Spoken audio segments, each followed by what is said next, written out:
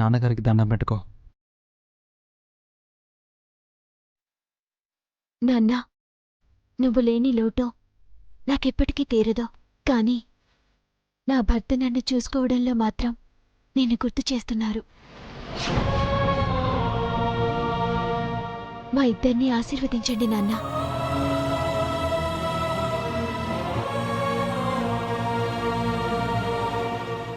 నేను చేసిన తప్పుకు నన్ను క్షమించమని అడగలేను మామయ్య గారు.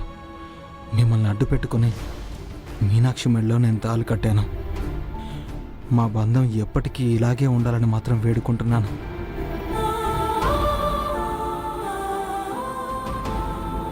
ఇలాంటి భర్త దొరకటం బా చెల్లి తీసుకుని పుణ్యం బావా.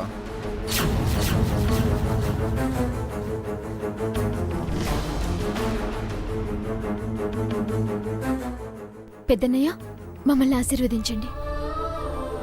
రోషిని దా.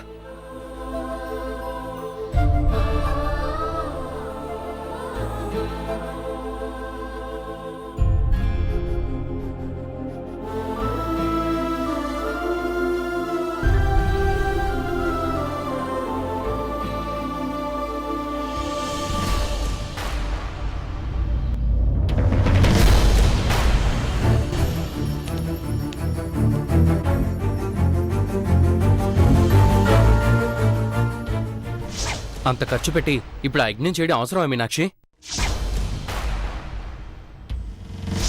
భార్యాభర్తలు బాగుండాలంటే వాళ్ళిద్దరి మధ్య ప్రేమ ఉండాలి, కానీ ఇలా సాంప్రదాయాలు చేస్తే కాపురం గట్టిగా ఉండదు. అనవసరమైన ఖర్చులు తప్ప. చిన్నన్నయ్య, నాకిప్పుడు కావాల్సింది మీ ప్రేమ, అభిమానమే. డబ్బు ఖర్చు పెట్టడం కాదు. నా వల్ల నీకేదైనా ఇబ్బంది అయితే నన్ను క్షమించన్నయ్య. నేనే ఆవేశపడ్డాను మీనాక్షి. అలా మాట్లాడి ఉండకపోతే బాగుండేది. మనసులో ఏం పెట్టుకోకు. నన్ను ఆశీర్వదించన్నయ్య.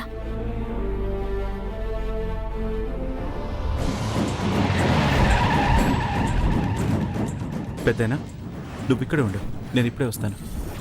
అలాగే బాబు.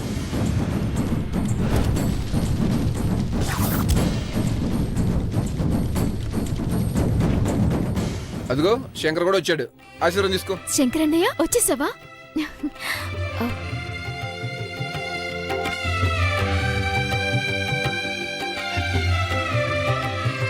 నిండు నూరేళ్ళు చల్లగా ఉండు.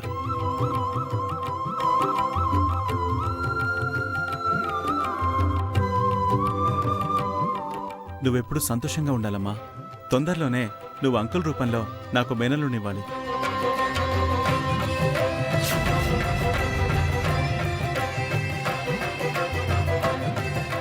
అంతకు ముందే దోషుల్ని పట్టుకుని శిక్ష వేయించే నీకు బహుమతిగా నేనిస్తానమ్మా.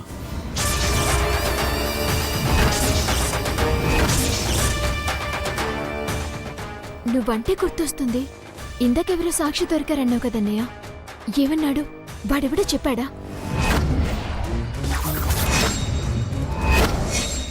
కొంతమంది నేరస్తుల్ని చూశాడు. వాళ్ళెవరూ కాదంటున్నాడు. దగ్గర నుంచి చూస్తే గుర్తుపట్టగలను అంటున్నాడు.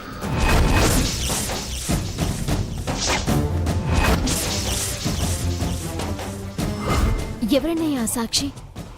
మీకు బాగా తెలిసినవాడు, ఆ మహానుభావుడి సహాయం పొందినవాడు బయటే ఉన్నాడు.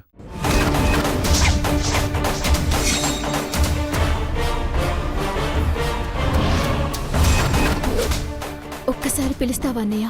ఇప్పుడు వీడు నన్ను గుర్తుపడితే ఇక్కడే నా కథ సమాప్తం అవుతుంది. మీనాక్షి, ముత్తైదులున్నారుగా, వాళ్ళ భోజనం పనంతా చూసిన తర్వాత ఆ తర్వాత చూడొచ్చులే.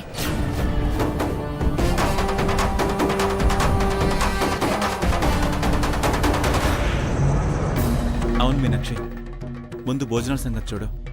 భోజనాలు తర్వాత అయినా చేయొచ్చు వదినా. ముందు ఆయనతో మాట్లాడాలి. అన్నయ్య పిలు.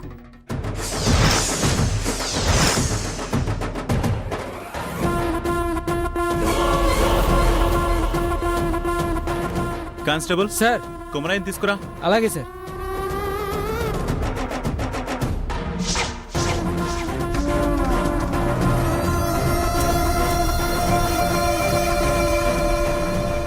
పెద్దయ్య సార్ రమ్మంటున్నారు. అలాగేనే. రా. పద పెద్దయ్య.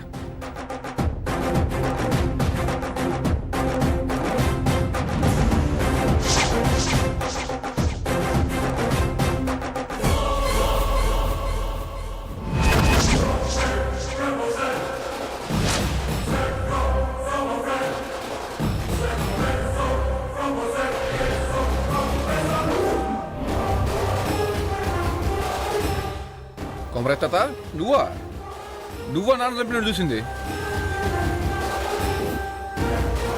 కుమరయ్య తాత,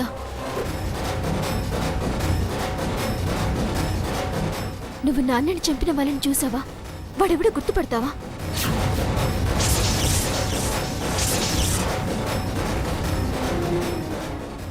నాన్నకి నువ్వంటే ఎంత ఇష్టమో తెలుసు కదా. అన్యాయంగా నాన్నని పొట్టన పెట్టుకున్నారు. మాకీ పరిస్థితిని కల్పించారు. నాకు ఈ లోకాన్ని చీకటి చేశాడు. అలాంటి వాళ్ళని వదలకూడదు తాత. చెప్పు తాత, వాళ్ళెవరు?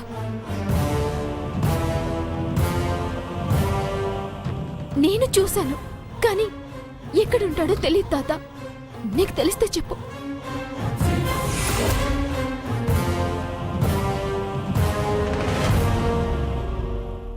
ప్లీజ్ నువ్వు ఎమోషనల్ అవ్వకు. వాడు ఎక్కడ దక్కనున్నా నేను పట్టుకుని వాడికి శిక్ష వేయిస్తాను. మీనాక్షమ్మ, మీ నాన్నను చంపింది ఒక్కరే అన్నట్టు మాట్లాడుతున్నారేంటి? ఇద్దరు చంపారు, ఒక అబ్బాయి ఒక అమ్మాయి.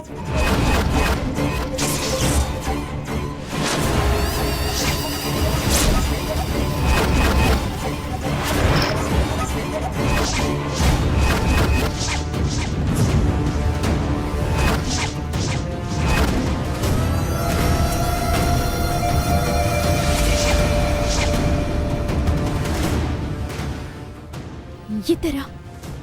కార్లో చూసింది ఒక్కరినే కదా. ఇంకొకరెవరు? ఆ అమ్మాయి ఎవరు? ఎలా ఉంటుంది?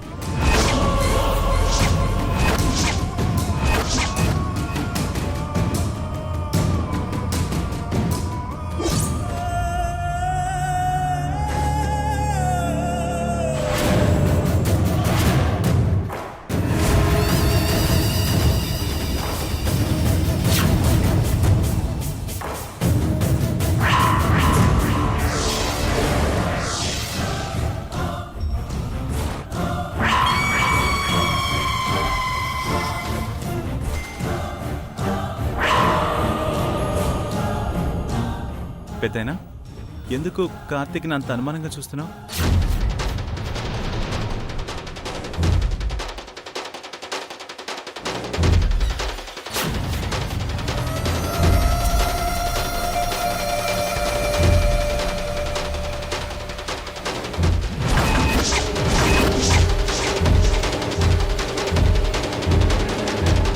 ఈ అబ్బాయి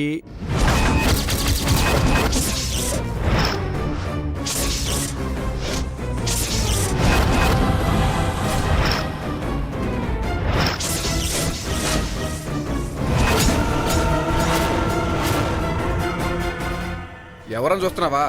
మీనాక్షి భర్త. నువ్వు పెళ్ళికి రాలేదుగా, అందుకే నీకు తెలీదు.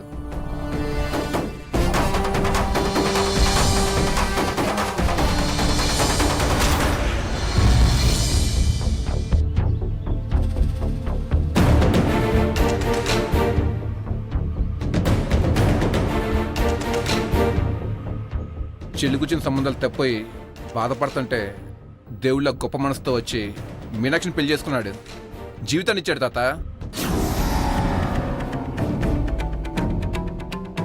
కొమరయ్య తాత, పేరు రోషిని, నా పెళ్ళం. నా పెళ్లి గుర్రాలి కదా నువ్వు. నాడిని చంపినాడు అంటగా కార్తీక్ చూసావు కదా, అలాగే నా భార్యను చూస్తావని ముందే చెప్పా.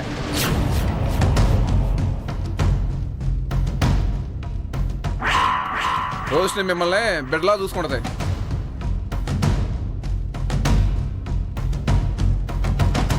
తాత, నేను వాణ్ణి గుర్తుపడతాను, కానీ నాకు చూపు లేదు. నువ్వేమో ఇద్దరంటున్నావు. శ్రమ అనుకోకుండా వాళ్ళు దొరికే వరకు శంకరన్నయ్యకి తోడుగా ఉండు. ప్లీజ్ తాత, నాకీ మేలు చేసి పెట్టు. మీ నాన్నగారు మాకు చేసిన సహాయం ముందు నేను చేసింది చాలా చిన్న పని కాశీ. తప్పకుండా వాళ్ళని గుర్తు తెచ్చుకుని ఈ పోలీసు బాబుతో చెప్తానమ్మా.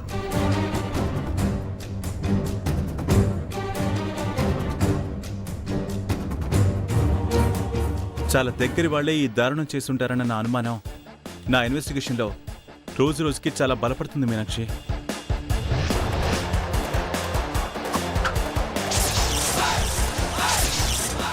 నచ్చని వాళ్ళకు కూడా సహాయం చేసేంత గొప్ప మనసుందన్నయ్య నాన్నకి. అలాంటిది ఆయనకి హాని చేయాల్సిన అవసరం ఎవరికుంటుంది?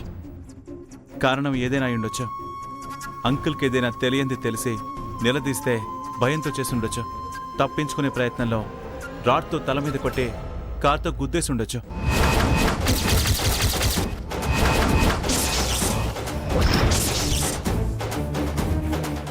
వీళ్ళిలాగే మాట్లాడుతూ ఉంటే ఇప్పుడే దోషులం మేమని తేలిపోయేలా ఉంది. మీనాక్షి, శుభమా అని పుస్తలకి పూజ చేసుకున్నాం. ఈ విషయాలన్నీ తర్వాత మాట్లాడుకుందాం. ముందు అందరం కలిసి భోంచేద్దాం. భోజనాలన్నీ ఎంతవరకు వచ్చాయో నేను చూస్తాను.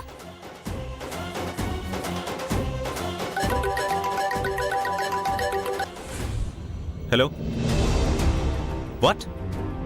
ఎక్కడా? సరే సరే, నేను ఇప్పుడే బయలుదేరుతున్నాను. మీనాక్షి, అర్జెంటుగా వెళ్ళాలి. బయలుదేరుతాను. అన్నయ్య, భోజనం చేసి వెళ్ళన్నయ్య. మళ్ళీ వస్తానమ్మా, చాలా ఇంపార్టెంట్ పని ఉంది.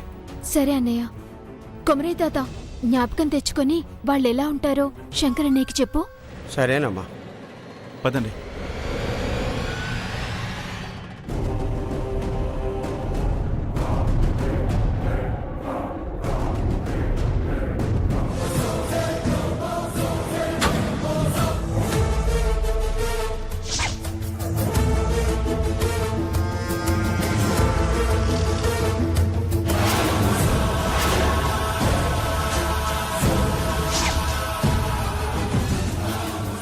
సరే, పద వెళ్దాం. అలాగే బాబు.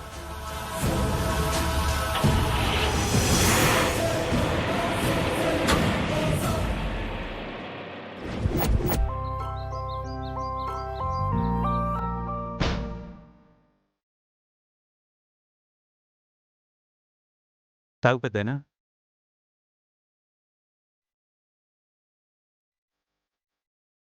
నీకు అంతగా చూపా అందని చెప్పావు కదా. ఇప్పుడు వచ్చిన వాళ్ళలో వాడున్నా నువ్వు గుర్తుపట్టలేదేమో. చూపు సరిగ్గా ఆనకపోయినా లేలగా రూపం గుర్తుంది బాబు. వాడు వేళ్ళలా ఉండడు. పోనీ నీకు గుర్తున్నంత వరకు వాడు ఎలా ఉంటాడో చెప్పు.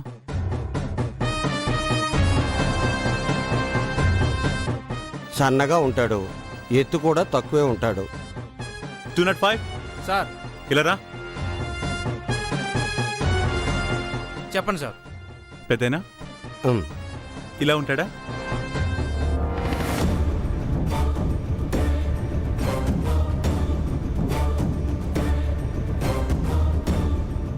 లేదు బాబు, దూరం నుంచి చూసినా ఆ రూపం నేను గుర్తుపడతాను. You can go. బాగా ఆలోచించి గుర్తు తెచ్చుకో పెద్దయినా. ఇంకా ఏమైనా గుర్తొస్తుందేమో. గుర్తొచ్చింది బాబు.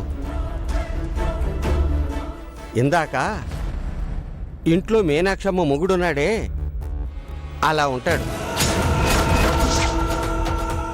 ఎంచుమించి అలాగే ఉంటాడు బాబు.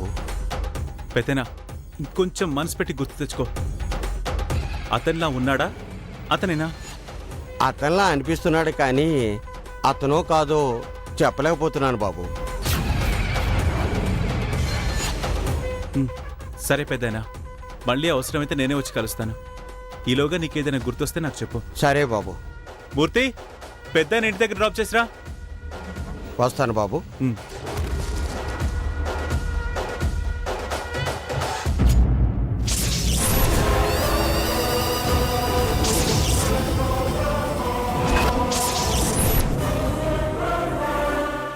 ఆర్కే, ఇద్దరు ఒకరి పేరేనా?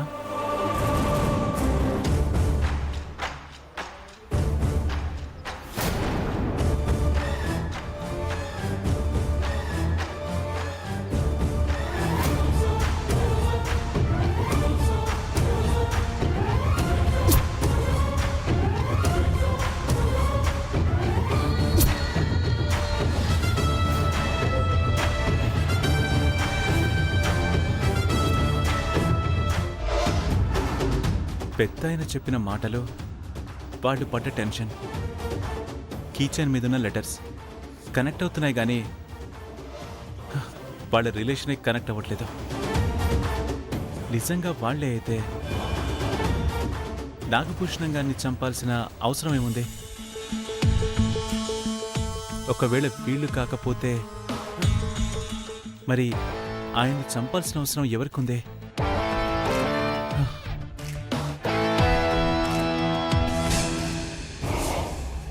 కార్తిక్ నా సొంతం కావడానికి ఆ కరెంటోని చంపేశాను.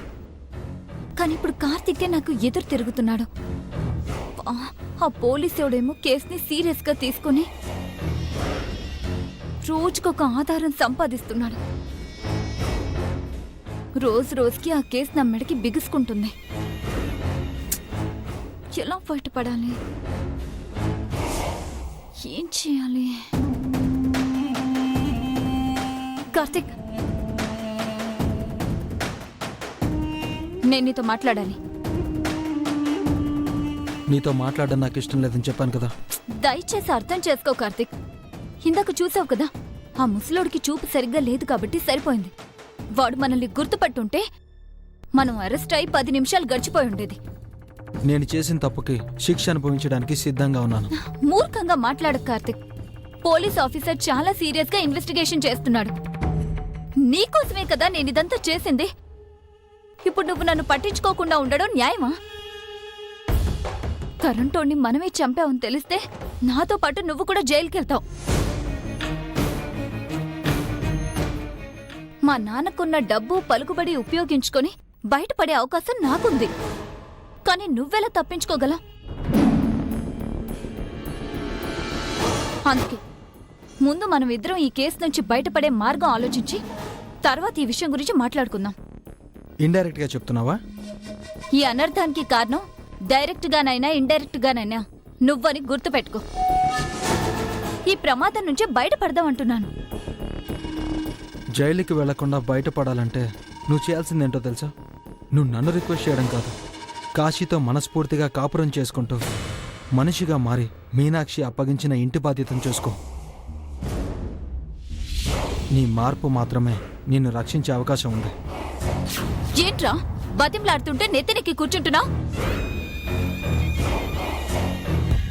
కేసు నుంచి బయటపడ్డానికి మాత్రమే సెంటిమెంటల్ గా మీనాక్షి మెళ్ళో తాళి కడతానని నాకు నమ్మబలికి ప్లాన్ చేసి పెళ్లి చేసుకుంది నువ్వు. ఇప్పుడు ఎదురు తిరిగి నీతో పాటు నన్ను కూడా జైలుకి పంపిస్తానంటే చూస్తూ ఊరుకుంటాననుకున్నావా? నువ్వు పోలీసుల దగ్గర అప్రూవల్ గా మారడం కాదు, అంతకంటే ముందు నేను మీనాక్షి దగ్గర అప్రూవల్ గా మారి మన మధ్య ఉన్న సంబంధం పెళ్లిదాకా వెళ్లిన విషయం అంతా చెప్పేస్తాను.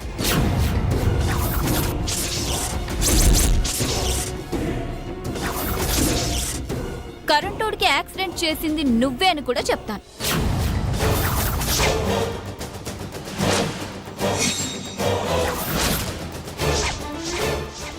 అప్పుడు కోర్టు కన్నా ముందు నిన్ను తన నుంచి దూరం చేసి మీనాక్షి నీకు కోలుకోలేని శిక్ష వేస్తుంది. నాకెలాగో ఇక్కడ ఉండడం ఇష్టం లేదు కాబట్టి జైలుకెళ్ళినా బెయిల్ మీద బయటకొచ్చి హాయిగా ఉంటాను. కానీ పాప నువ్వే జైలు కూడు తినాలి, నీ భార్యకి దూరంగా ఉండాలి. ఆలోచించుకో.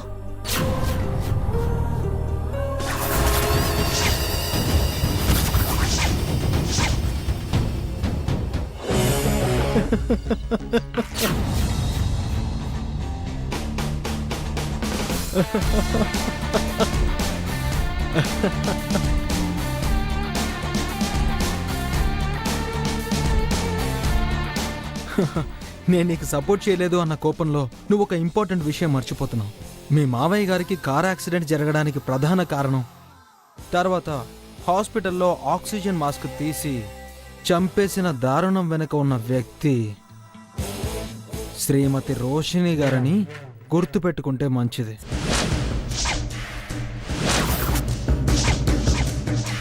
చూడు రోషిణి, నువ్వు నన్ను బతిమిలాడినా బెదిరించినా తెలివిగా మాటలు మార్చినా నేను చేసిన తప్పు విషయంలో కానీ మీనాక్షి మీదున్న నాకున్న ప్రేమ విషయంలో కానీ నా నిర్ణయం మారదు. నీ మేలు కోరి నీకొకటి చెప్తాను విను.